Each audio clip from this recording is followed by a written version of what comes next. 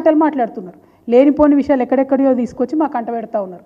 అంటే కల్వకుంట్ల కుటుంబం మీద టార్గెట్ తప్ప, బీఆర్ఎస్ పార్టీ మీద టార్గెట్ తప్ప ఇంకో ఆలోచన కనబడతలేదు. మా కల్వకుంట్ల కుటుంబం అంటే కట్టుబాట్లతో ఉండేటటువంటి కుటుంబం. ఎప్పుడు కూడా మేము లైన్ దాటలేదు. నేను ఎంపీగా ఉన్నప్పుడు, ప్రజాప్రతినిధిగా ప్రజలు ఎన్నుకున్నటువంటి వ్యక్తిగా నేను ఎంపీగా ఉన్నప్పుడు కూడా ఎప్పుడు కూడా మా జిల్లాలో మా ఎమ్మెల్యేలు కాదని నేను మా జిల్లాకు పోలేదు. ఎప్పుడు కూడా ప్రోటోకాల్ వైలేషన్ చేయలేదు. ఇలా ఏం జరుగుతుందండి ఈ రాష్ట్రంలో? నిన్న ప్రధానమంత్రి గారిని కలిసి వచ్చినాక ముఖ్యమంత్రి గారు బాహాటంగా ప్రకటించారు, ఎస్ మా అన్న తిరుపతి రెడ్డి నా కాన్స్టిట్యున్సీ చూసుకుంటారని. మంచిది, కాంగ్రెస్ ఇన్ఛార్జ్గా ఆయన చూసుకోవచ్చు, ఇబ్బంది లేదు.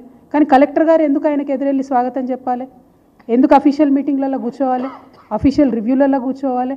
మరి ఇది రాజ్యాంగేతర శక్తుల్ని మీరు ఎంకరేజ్ చేస్తున్నట్టు కాదా? అంటే యనుమల కుటుంబం అయితే ఒక న్యాయం ఉంటుంది, కల్వకుంట్ల కుటుంబాన్ని మాత్రం మీరు అడ్డగోలు గట్టిపడతాట అనొచ్చా? మేము అట్లా కట్టుదప్ప ఎప్పుడైనా వ్యవహారం చేసినామా? అఫీషియల్గా ఎన్నిక కానటువంటి వ్యక్తి మా కుటుంబంలో ఎవరైనా ఎక్కడన్నా ఇన్ఫ్లుయెన్స్ చేసినటువంటి విషయం మీరు చూసిండ్రా? ఇవాళ మీరు చూస్తున్నారు ఏం జరుగుతుందో. ఒకరు కాదు ఇద్దరు కాదు కదా, మొత్తం వాళ్ళ టోటల్ బ్రదర్స్ అందరూ, ఒకరికి బుగ్గకారు వస్తుంది, ఒకరికి కలెక్టర్ వచ్చి ఎదురుగా స్వాగతం చెప్తాడు. ఇక ఆ లిస్ట్ నేను చదవదలుచుకోలే, అంత పర్సనల్గా నేను ఎప్పుడు మాట్లాడలే. కానీ వాళ్ళ మాట్లాడాల్సిన పరిస్థితి. ఎందుకంటే ఇష్టం వచ్చినట్టు ముఖ్యమంత్రి గారు మాట్లాడితే కొన్ని వారి అనుంగు పత్రికలు ఉన్నాయండి. ఇది హెడ్లైను. ఇది ఏం హెడ్లైనే? ఎవరికైనా వనుకొచ్చే హెడ్లైనా? దీనికి ఏమైనా ప్రూఫ్ ఉందా? దీనికి ఏమైనా మ్యాటర్ ఉందా? ఏంది ఈ హెడ్లైన్? ఏంది అంటే అల్టిమేట్గా ఏం చేయదలుచుకున్నారు మీరు? తెలంగాణ ప్రజలకు రక్షణ కవచంగా ఉన్నటువంటి బీఆర్ఎస్ పార్టీని ఇబ్బంది పెట్టాలి, కేసీఆర్ గారి కుటుంబాన్ని ఇబ్బంది పెట్టాలి. ఇదేం హెడ్లైన్ అసలు? ముఖ్యమంత్రి గారు ప్రెస్ మీట్ పెట్టి చెప్పిండ్రా?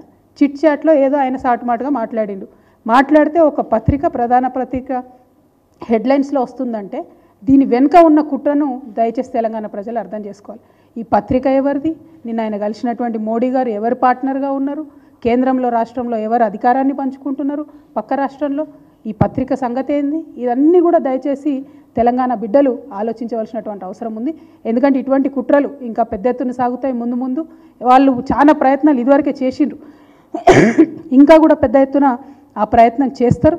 కాబట్టి దయచేసి తెలంగాణ ప్రజలు ఆలోచించుకోవాలి.